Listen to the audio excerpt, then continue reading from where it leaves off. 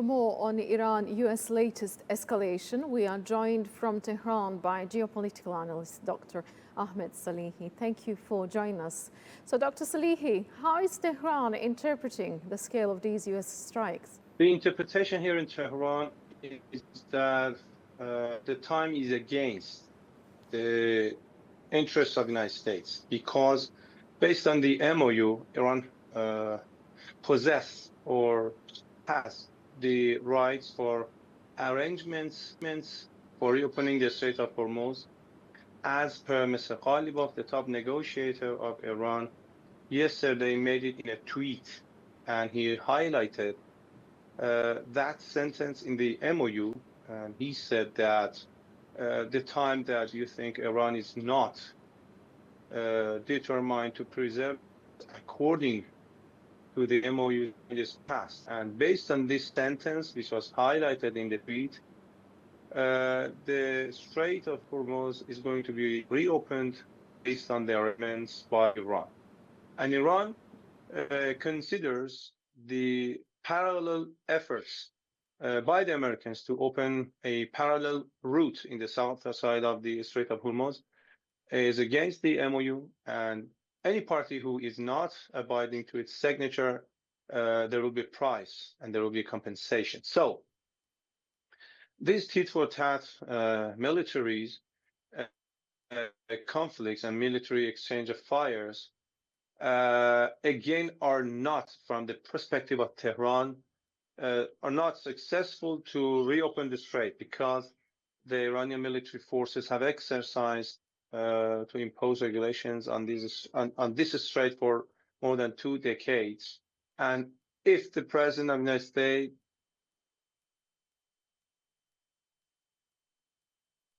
say that, for example, from a logical point of view, this is not logical. This is baseless. Why? Because for closing the strait, you need to open maybe one single missile or one single drone.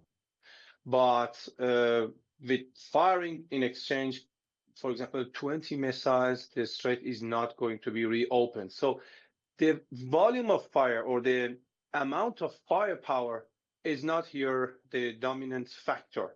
The dominant factor is that who is governing the Strait of Hormuz. So from the Iranian perspective, violation of Article 5 of the MOU is not tolerable, and Iran is firmly determined to preserve its rights according to the text which is signed by President of the United States and President of Iran.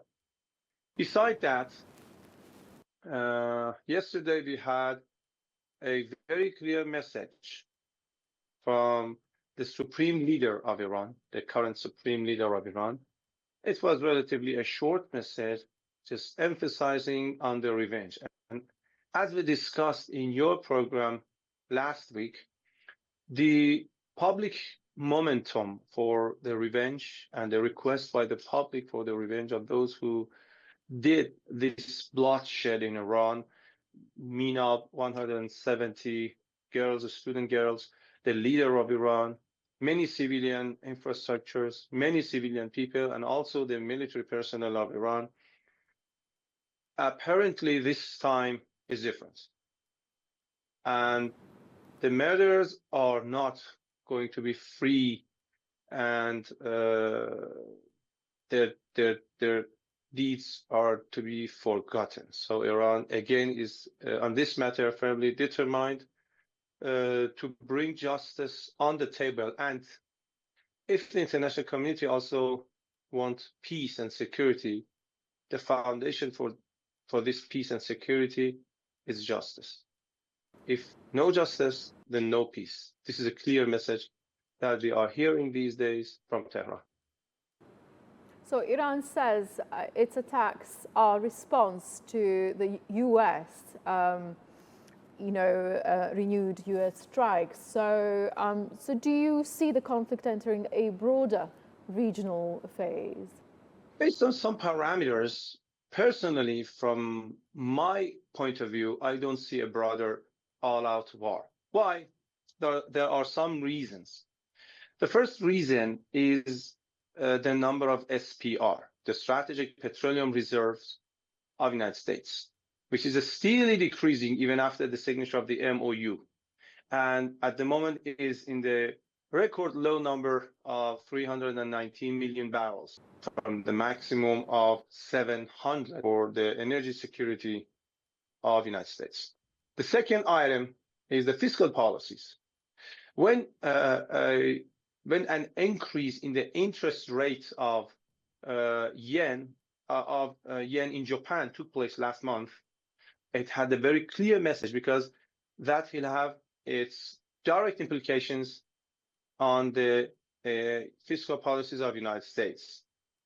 And nowadays, we do not hear anymore from Fed decision makers about the interest rate cut, but we are also hearing from them the interest rate rise. So each 1% rise in the interest rate by Federal Reserve will put a burden of $300 billion annually on the shoulders of the federal government.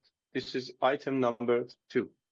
Item number 3 is that in the ahead election in November, we have several reports from the Republican candidates who are in the campaign of the election for November. They are criticizing the President of the United States and asking him not to open an all-out war because any increase in the prices, especially the prices of energy for the household, will destroy their future political life and will bring a definite lose or a definite loss for them in the upcoming election.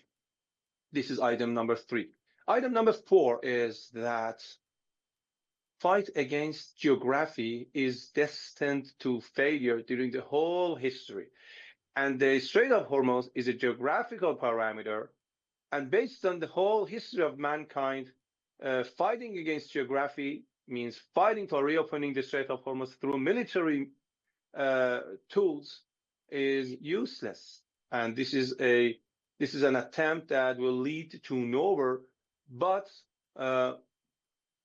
more failure for the administration in Washington. So based on all of these 4 items and also some other items that due to lack of time, I'm not counting them. Personally, I believe that it is not going to be an all-out war because this is not oriented with the political benefits and interests of the President of the United States. Iran see closing Hormuz as sustainable long term, and what can you tell us about its importance to Iran? Iran's firm position is not closing the Strait of Hormuz, but regulating and making its arrangements on this body of water, which is not an international body of water, based on UNCLOS, United Nations Convention Law of the Seas, which says that 12 miles are the territorial waters, and the width of the strait is 21 miles. So the whole body there is whether the territorial waters of Oman or the territorial water of Iran. So Iran has no interest and definite no willingness to close the Strait of Hormuz because it's against its interests. Iran wants the passage of energy and goods and materials through this strait because this is oriented with the interests of Iran. But since it is proven now to everybody, to any politician, to any country, to everybody in the world, that at least a portion of the previous passages through this strait have not been harmless passage. And this terminology, harmless passage, is the soul and is the foundation of UNCLOS of the seas. It says that commercial passage through the straits will be free unless they are harmless passage. It is not proven that at least a portion of those passages were not harmless passage. So Iran is actually regulating. Iran's